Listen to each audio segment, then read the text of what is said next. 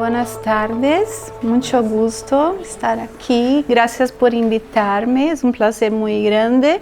Estuve en Chile 2 semanas, pero pienso que ya cambié mi mirada sobre Brasil. Cuando he venido, pensaba cosas que ahora yo no pienso más. Y todo esto porque empecé a hablar con los chilenos que piensan distintamente, viven en una sociedad también muy cerca de Brasil, contudo tiene una mirada distinta de nosotros. Bien, mi nombre es bien grande, pueden me llamar de Rosana o Rosana como prefieren.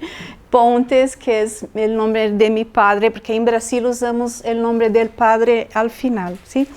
Mi orientadora, que estoy haciendo mi tesis de doctorado en educación, es profesora Selma Garrido Pimenta, que estuve acá el año pasado. Bien, esta es la ciudad de donde vengo, que se llama Santos. Es un puerto muy grande, es el puerto más grande de América Latina. Y tiene un jardín bonito, playas, es una ciudad que tiene más o menos 430.000 habitantes, pero está en São Paulo, que São Paulo es acá, un estado, o sea, solo puedo hablar de aquí, no puedo hablar de todo el Brasil, porque Brasil tiene 26 estados, y un distrito federal que es Brasilia, que es la capital, que es considerado como un estado también. Entonces todos los estados tienen poder y cada región es muy distinta culturalmente.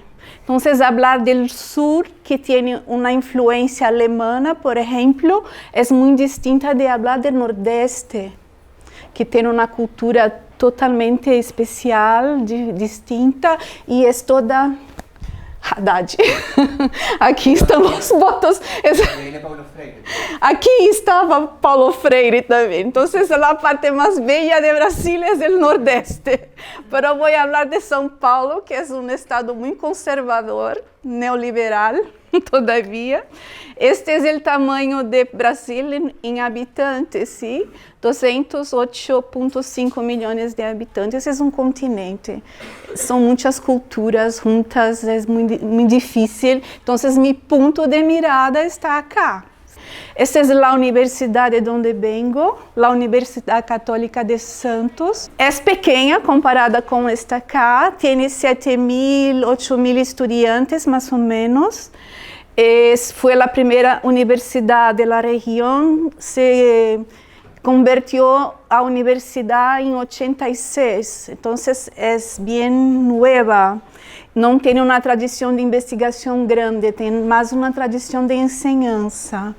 Bien, yo voy a empezar a hablar de la Ley de la Educación de Brasil, que es una ley que es desde los años 90, entonces es un espacio democrático que se ha hecho después de la dictadura.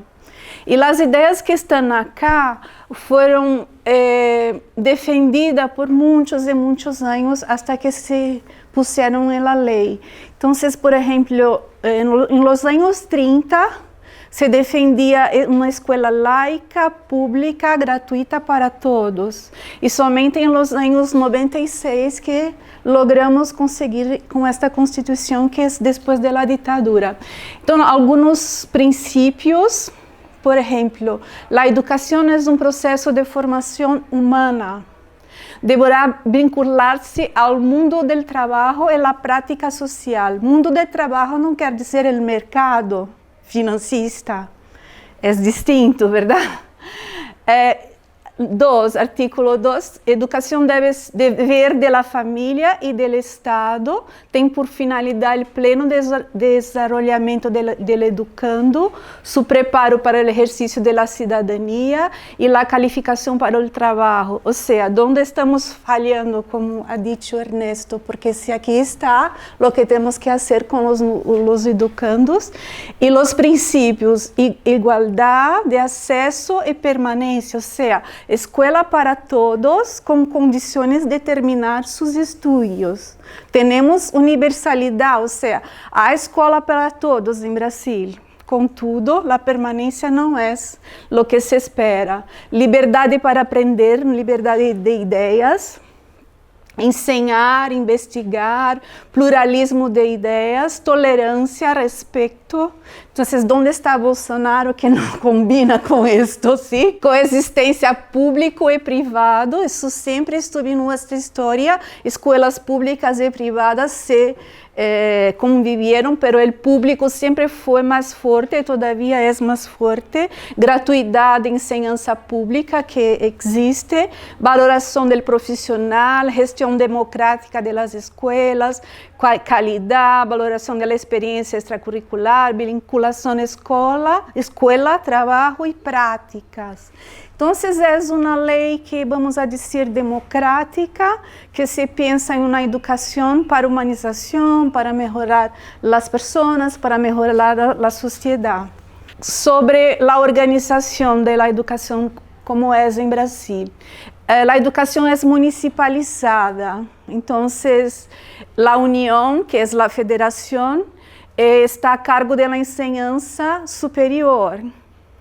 La enseñanza media está a cargo de los estados y los municipios se responsabilizan por la educación de niños, educación infantil, y la enseñanza fundamental 1, que es primario, aquí no sé cómo es, primario, fundamental 1, y después secundario. Sí, pero el secundario de ustedes llega hasta primero medio nuestro. Ah, ¿es? Sí, porque ensino medio son 3 años. Sí, la allá también. Y sería de segundo a cuarto medio en nuestro caso. Está bien. Entonces, la federación, que es la unión que decimos, cabe coordenar todo, pero los municipios son responsables. Entonces, hay una descentralización. La federación não está com todo controlado, se há uma flexibilização.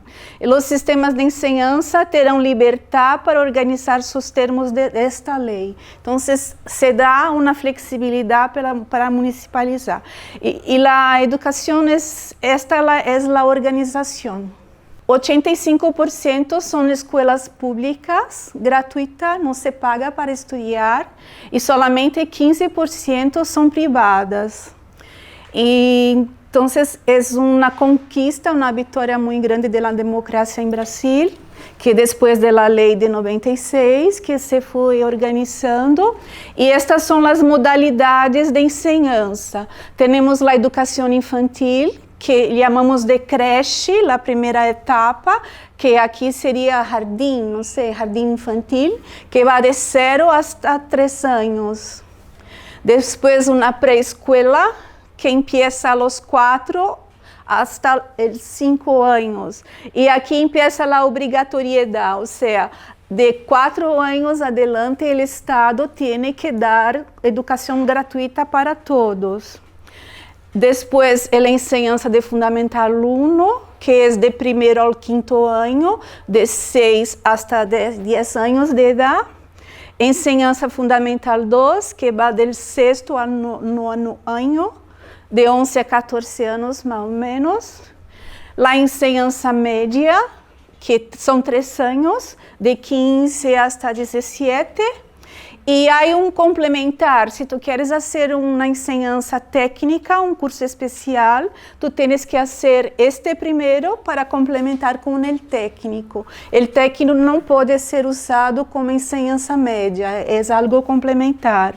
E a modalidade da educação especial, que aqui é diferencial, sim? Já foi especial, né?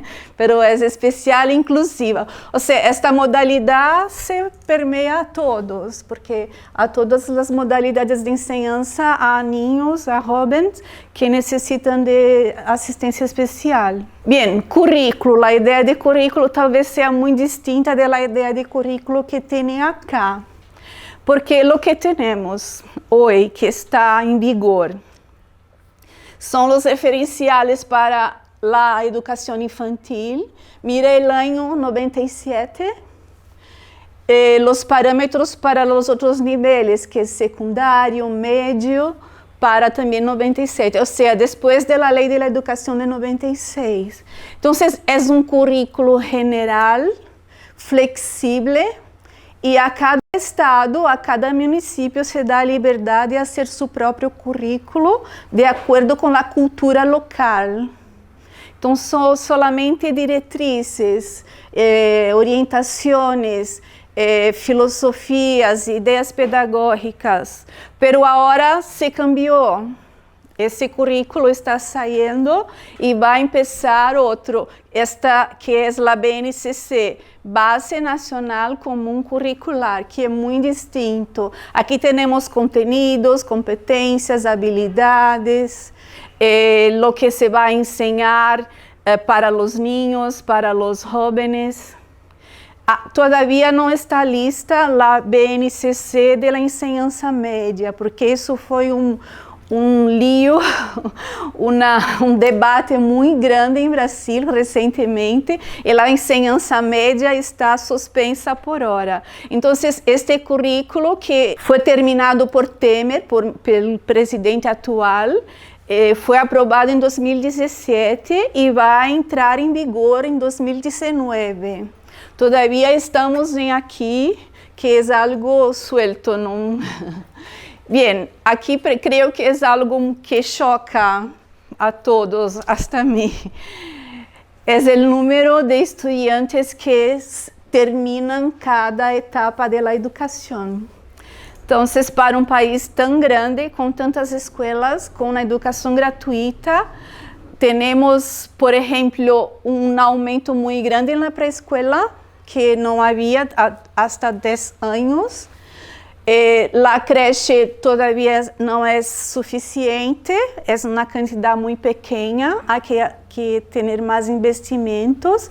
O que dá medo é sacar a enseñanza fundamental, porque solamente 34% de los que começam a enseñanza fundamental a terminam.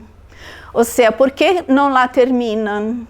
Porque saem da escola, porque vão a trabalhar, porque o acesso é difícil dependendo do estado, dependendo da cidade. Então, muitas circunstâncias estão intervenindo, até o trabalho infantil também. Esse nível é de 6 a 10 anos.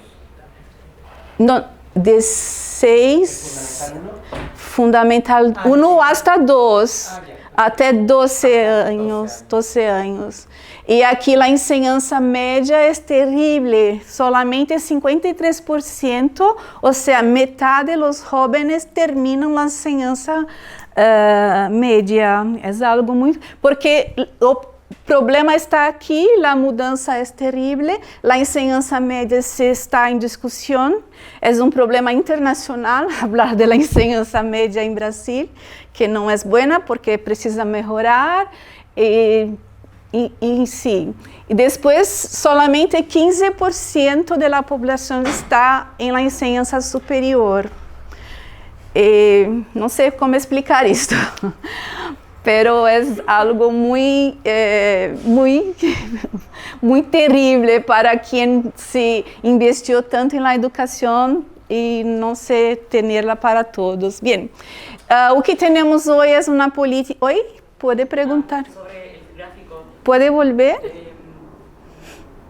¿Esto está calculado sobre la población actual de...? No, sobre los jóvenes de la edad cierta, porque también hay una diferencia de edad, porque algunos se retrasan estudiando, entonces, por ejemplo, los jóvenes en la edad cierta, há alguns que se quedaram acá porque não lograram seguir adelante.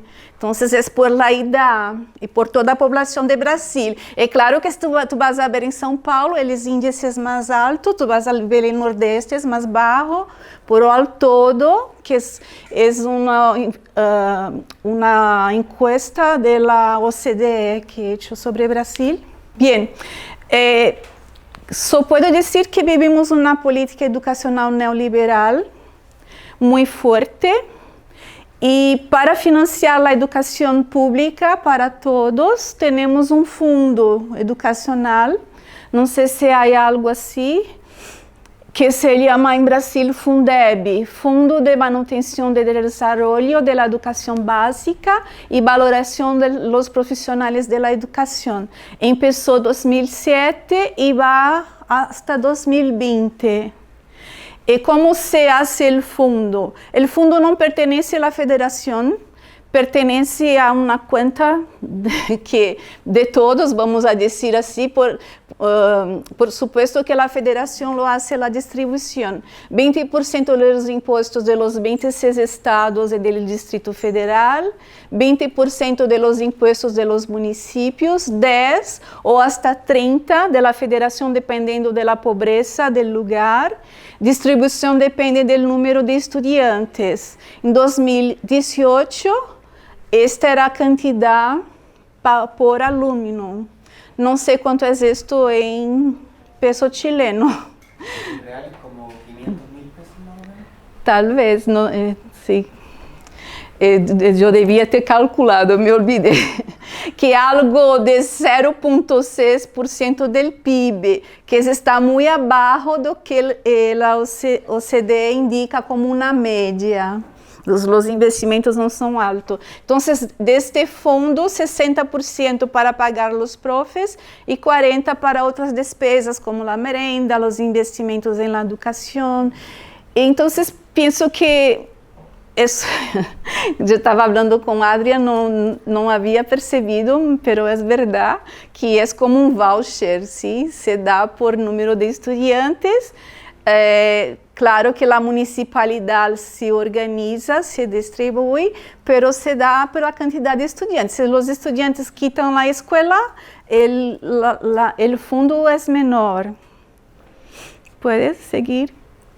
Bien, um fenômeno que está se passando em Brasil, que talvez seja comum aqui também, é que existe um grupo que é forte nos Estados Unidos e que está muito forte em Brasil também, que se chama reformadores empresariais de la educação, ou seja, são corporações ou grupos que se organizam para pensar a educação, para indicar rumos para a educação em uma mirada mais empresarial, uma mirada mais de mercado, mais financista, e quem estão com estes grupos? Há políticos, há investigadores, a mídia em geral, quando empieza a falar que a educação pública não é boa, que os professores não são buenos, então a mídia tem um papel muito forte. Empresários, empresas educacionais, institutos e fundações privadas. Há muitas fundações privadas em Brasil que fazem um trabalho paralelo à educação que o governo faz. Por exemplo, a Fundação Lehman, que é muito famosa, muito grande em Brasil, que tem um periódico que se chama Nueva Escola. Este periódico traz as aulas todas listas para os maestros. Eu estava lendo na notícia hoje que haviam importado um método japonês de como dar classes que se podia acessar pelo site do periódico. É a Fundação Lehman. E há outros como Educação para Todos. Há vários grupos que se movimentam por uma educação privada, empresarial. As consequências é uma política de testes para os estudantes, como creio que fazem aqui. Internamente há muitas pruebas para os estudantes, desde o nível de alfabetização até a enseñanza superior, e há as pruebas também que são internacionais, como o PISA e tal. E essas pruebas se divulgam o desempenho da escola. Então, põe lá um ranking da escola, a melhor, a pior, a uma competição. Se dá recompensas para as melhores escolas, ou seja, um bônus especial, e as piores não ganham nada. É uma ideia de meritocracia, ou seja, professores que ganham bônus, são professores que estão também expostos, porque se os estudantes se vão bem aos testes, os professores ganham o bônus. Se não vão, os professores estão expostos. Isso é um desperdício de recurso, porque se dá bônus a professor, era melhor dar um salário melhor e não um bônus, algo que ganha porque os estudantes han passado de ano. É uma ideia muito de mérito, né? De ser mérito entre comillas, não é mérito, pero a ideia. Isso se passa em São Paulo, sim? São Paulo está bem forte isto. E uma aceleração da privatização pelo número de escolas públicas que temos, se empieza a ser uma campanha de que não são buenas, de que vão mal, que tem que ser administrada por empresários que sabem fazê-lo melhor do que os professores, os gestores, e a política de vouchers, que é forte em Brasil. Temos o ProUni, que é uma beca que se dá aos estudantes para estudar em las universidades ou faculdades privadas. Então, o número de estudantes cresceu muito a causa de ProUni. Há o Pronatec também, que é uma beca que se dá ao estudante que quer fazer um curso técnico em nível médio. E o FIES, que não pus acá, mas o FIES é um sistema de financiamento da educação. A pessoa começa a estudar e vai pagar só depois que terminar. Parece uma ideia muito boa, porque muitos estudantes chegaram à universidade porque não tinham como chegar. Contudo, é dinheiro público que se vai às instituições privadas. Então, transfere recursos para a iniciativa privada e esta gestão de escolas públicas estão passando para grupos que dizem que fazem melhor a educação do que os professores. Isso é um alerta de um investigador brasileiro que se chama Luiz Carlos de Freitas, que toda esta política neoliberal, essa ideia empresarial que está forte na educação, traz um estreitamento curricular. O currículo se queda só com competências, restrito na ideia neoliberal, uma competição entre profissionais e escola, há fraudes porque o dinheiro sempre se desvia, há uma segregação econômica, ou seja, a escola melhor para os mais ricos, a escola pior para os mais pobres, uma ameaça a uma ideia liberal de democracia, porque a ideia liberal não é isto é ultraliberal, é neoliberal. Há uma precarização da formação, porque têm que ser professores em curto espaço de tempo, não se pode quedar-se muito tempo na universidade. Uma destruição moral do professor, porque se ele não ganha o bônus, é exposto e como se sente? Se sente mal.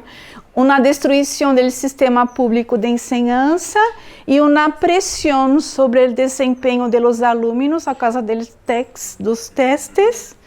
E muitas escolas estão mais voltadas para uma preparação para os testes do que para a vida, como estava em la lei, que era para a formação humana, para a vida, para o trabalho. Isso está se quedando cada vez mais distante. E a enseñança superior, como é em Brasil. O que temos para a enseñança superior? Temos diretrizes curriculares para cada carreira de licenciatura. São de 2006, então são pós o processo de Bolonha. Tem as ideias do processo de Bolonha, as competências, tudo que se ha discutido no processo de Bolonha, que houve uma internalização destas ideias que chegaram ao Brasil e na América Latina também. Então, mira, os cursos para a carreira de licenciatura tinham 4 anos antes deste ano. Depois, tem solamente 3 anos. Quantos anos estudam aqui para ser maestros, para enseñança média que estão estudando, verdade? 5 anos? 5 anos? 5,5. Então, mira a diferença, 3 anos, não dá para quase nada. É muito curto. Quando eu estudei, porque minha primeira carreira foi letras, nos anos 80 eram 4 anos. Todavia, meus estudantes hoje, porque ensino para estudantes de letras também, hacen 3 anos. A única licenciatura que tem mais tempo é pedagogia, que são 4 anos. Aqui são 5 também, 5 como todos, 5,5. Esta diretriz quer envolver os cursos para 4 anos. Sin embargo, toda esta organização neoliberal não quer, porque as universidades particulares vão ter que gastar mais dinheiro para formar professores em 4 anos. Não é bueno, não é uma ideia buena. A pedagogia em Brasil, não sei como é aqui, mas forma o professor de educação infantil, o professor do Fundamental 1, que é do primário, para a fase de alfabetização, e para a gestão escolar.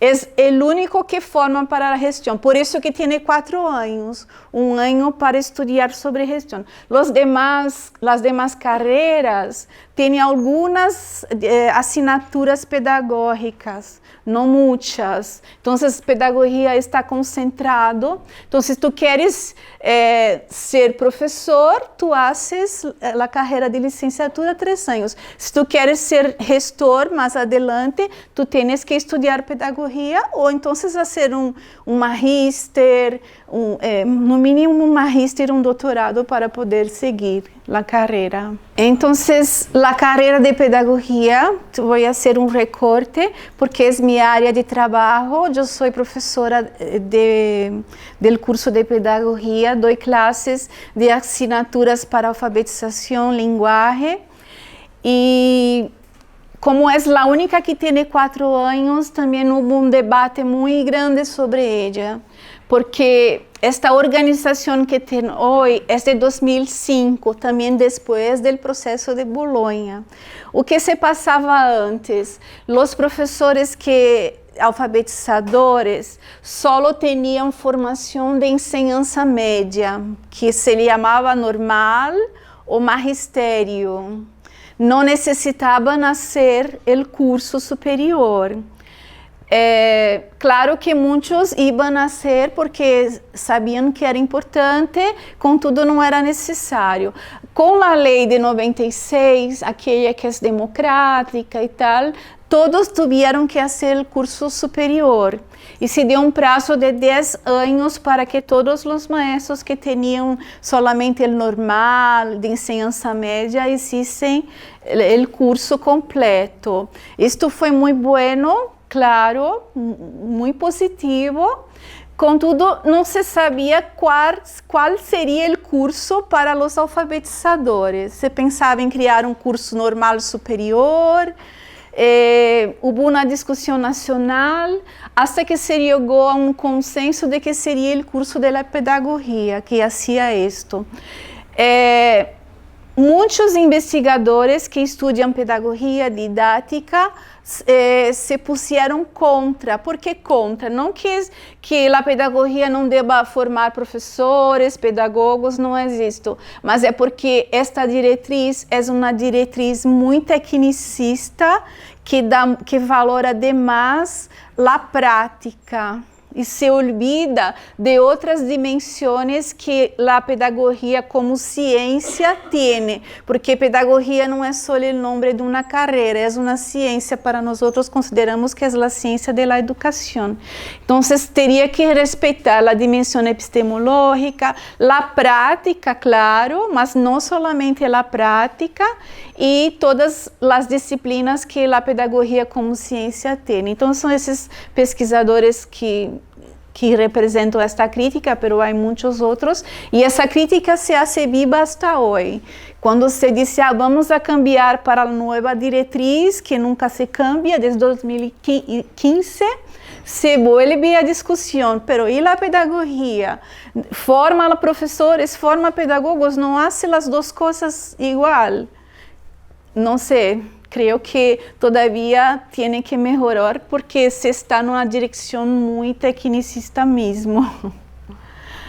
Bien, esto llegando ao que se passa lá em Brasil, né, com o cenário da educação nacional superior, né?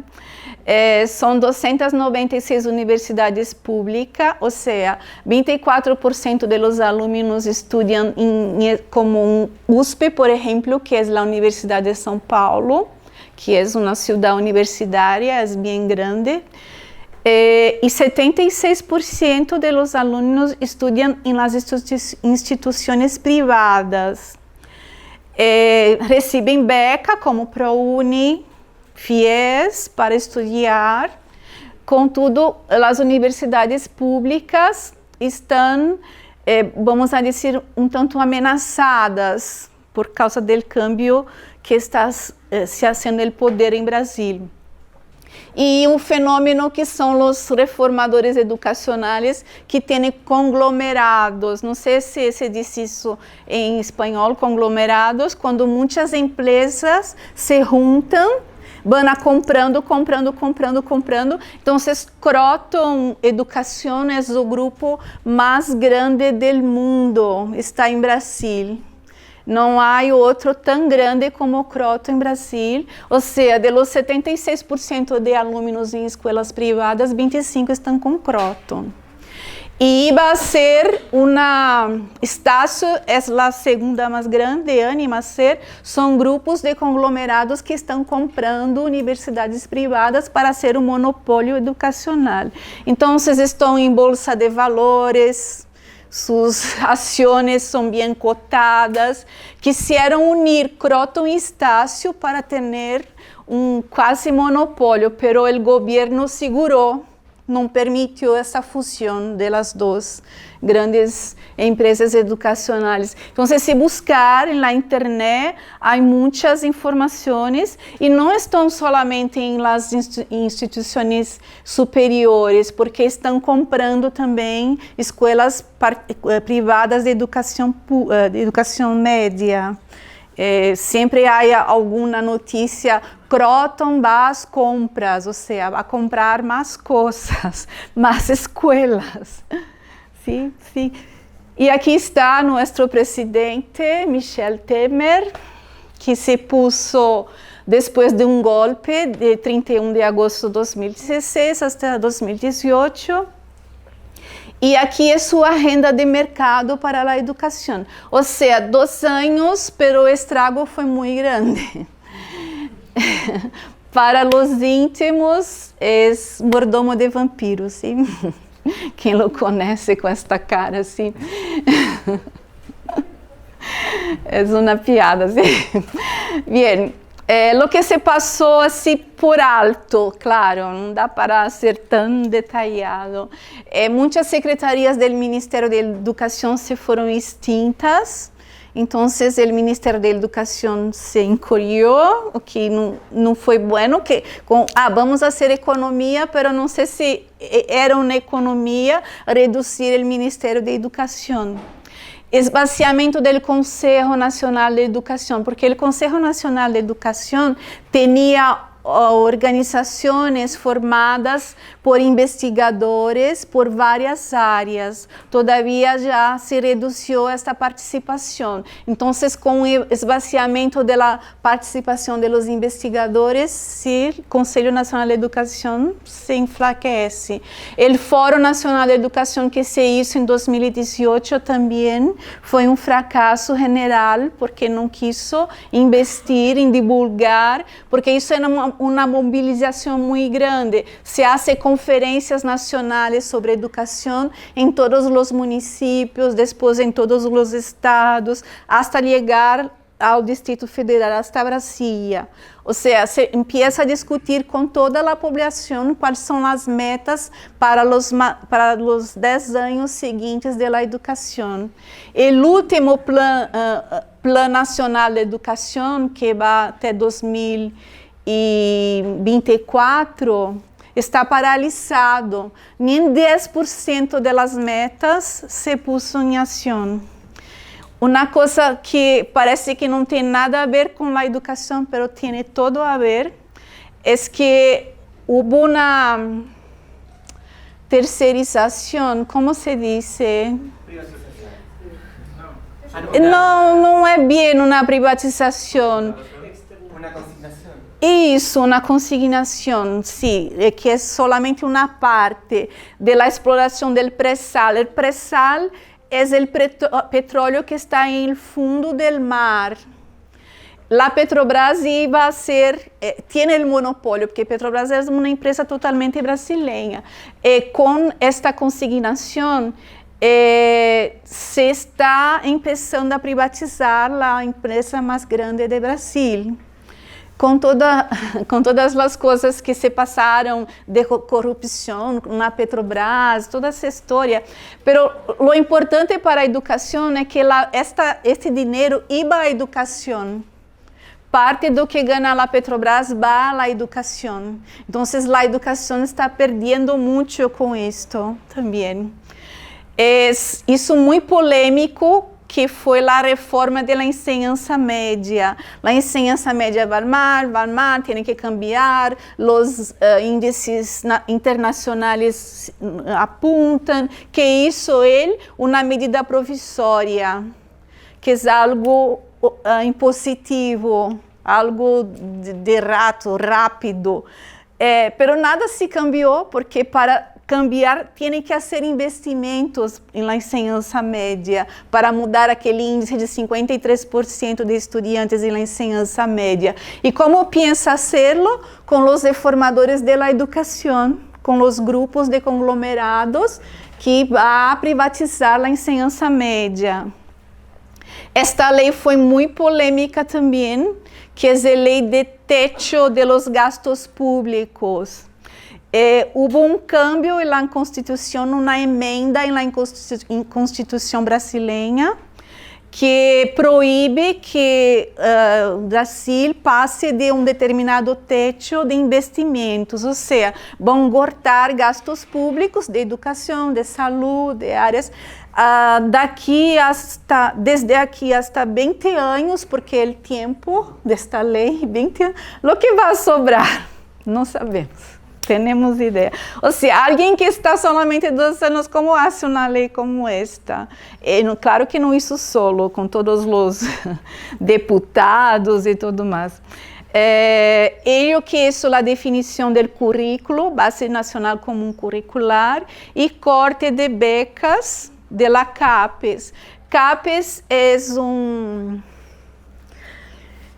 um tipo de agência do Ministério da Educação que se vuelve para os investigadores. Então, ter beca CAPES é ter beca para investigação. Então, houve muitos cortes. CONICET. Aqui se chama CONICET. CONICET, o órgão que faz isso. Então, allá é CAPES. Creio que é Centro de Aperfeiçoamento de Pessoal de Enseñanza Superior, algo assim. Bem, aqui está os planos de governo, assim, bem cortos. Este é Haddad, que é o candidato da oposição. Da oposição, não sei de quem, a Temer. Oposição a Temer e a Bolsonaro. Então, ele que representa o PT, que é o partido de Lula. Lula, como sabem, está preso. Pero não está morto, está muito vivo.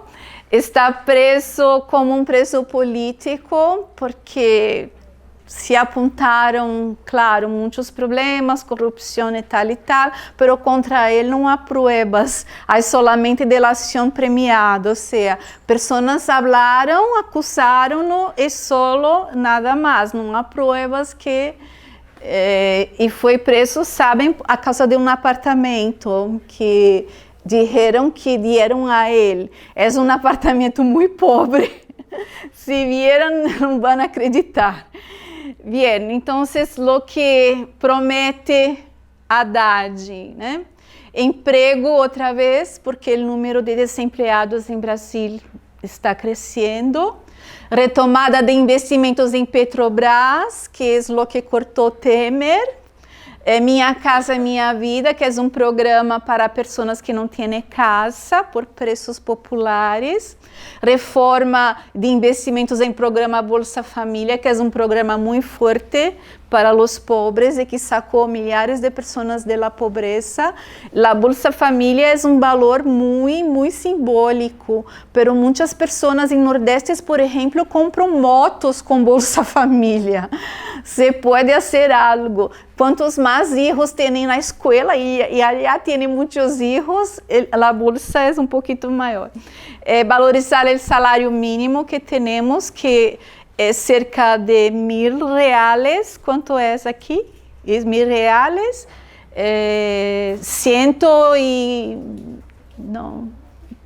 105. Hay que saber a cuánto está el real el día. Porque em Brasil o peso chileno é 105 mil. ¿En dólares cuánto? Em dólar não sei. Dólar está R$4 o dólar. 180.000 pesos. É algo assim. Então, não sei. Há um salário mínimo acá? Sim? Quanto é? Casi 2 veces, 280. Então, mira.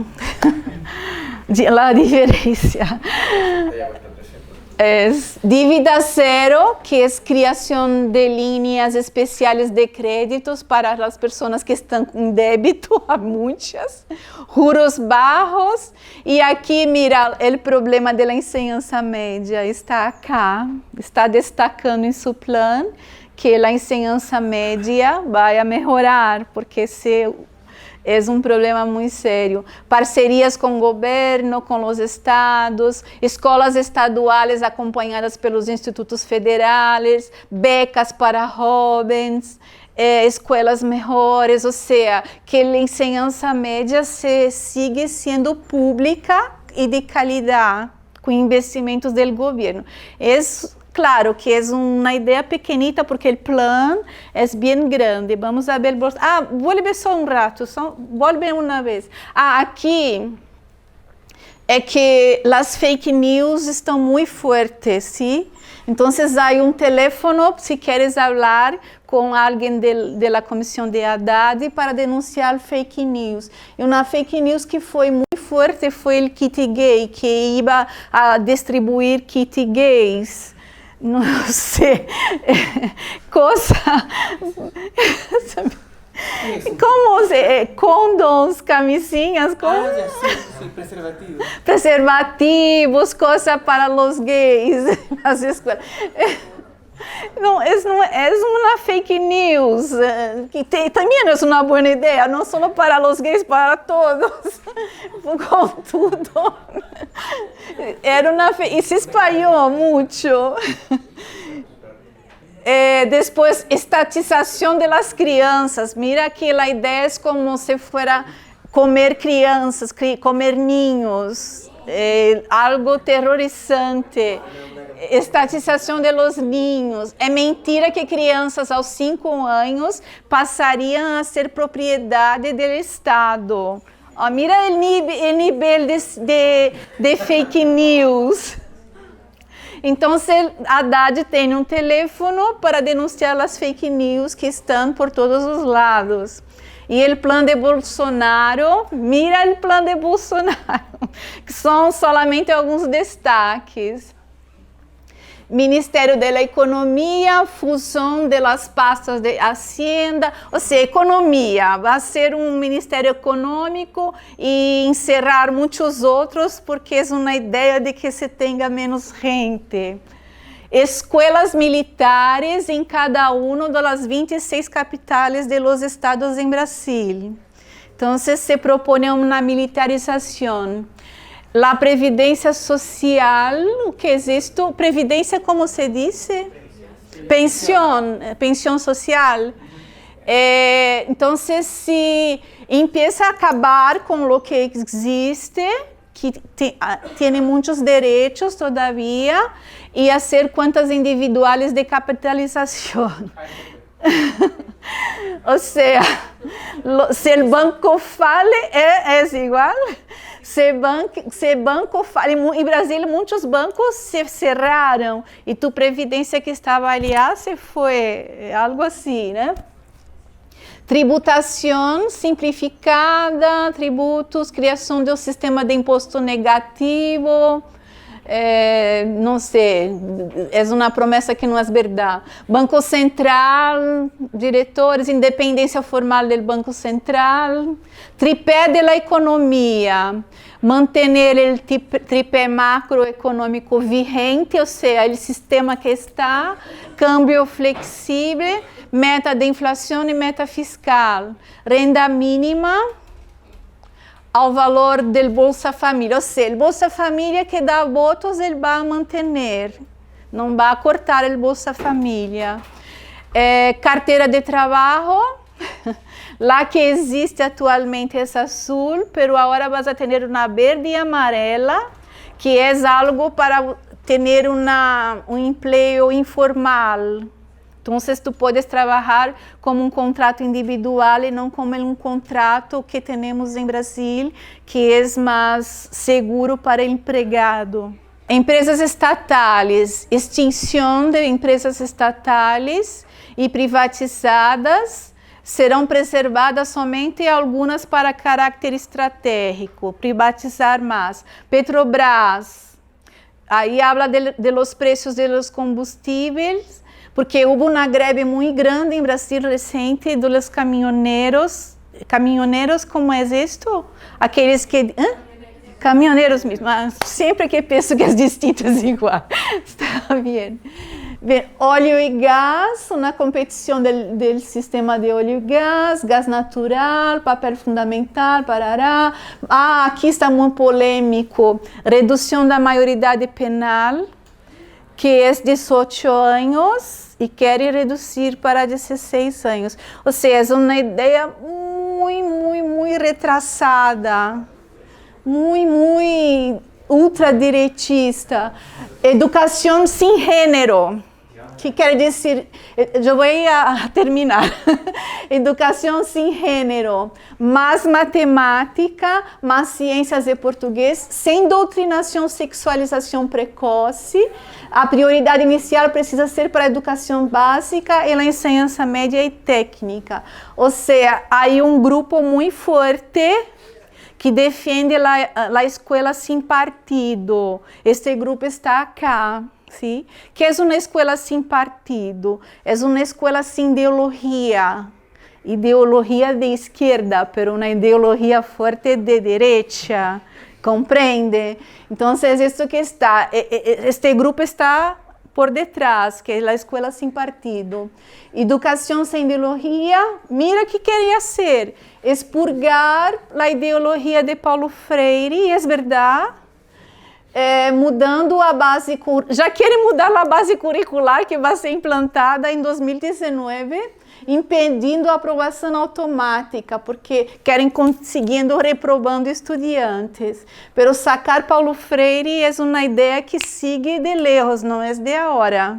Desde que Dilma foi destituída, se querem sacar Paulo Freire da educação, porque Paulo Freire foi um dos fundadores do PT também nos anos 80, e sua ideia de libertação, de emancipação, não está de acordo.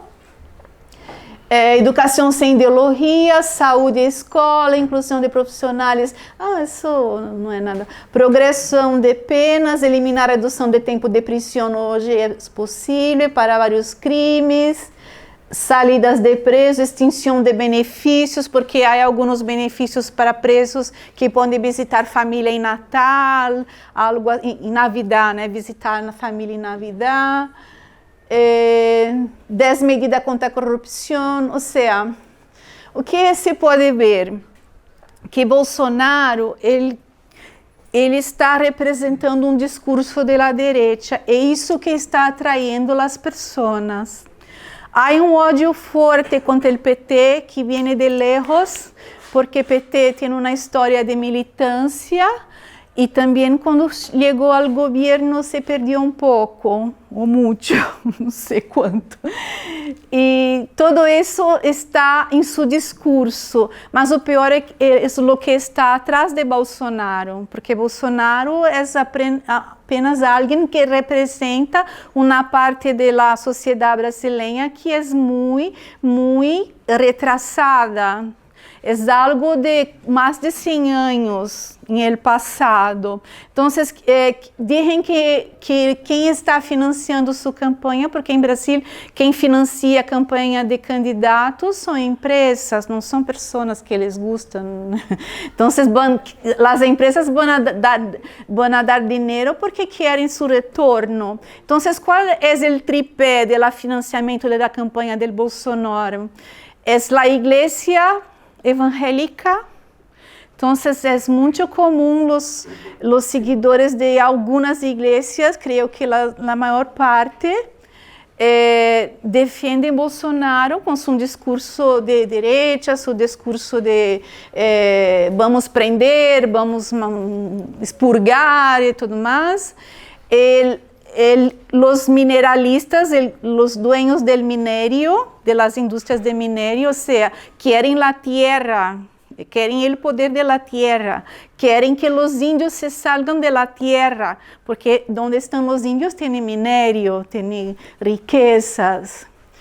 E estes são os ruralistas também, que são os donos de hacienda, de grandes empreendimentos. Sí, que es la iglesia, los mineralistas y la industria bélica, que es de las armas. ¿Por qué la industria bélica tiene interés? Porque el ejército, la policía es del gobierno y puede comprar muchas armas. Entonces, este es el tripé de Bolsonaro que lo representa, es lo más de extrema derecha posible, é o mais retrasado possível. Não são os neoliberais, são os ultra neoliberais. Este é o fenômeno.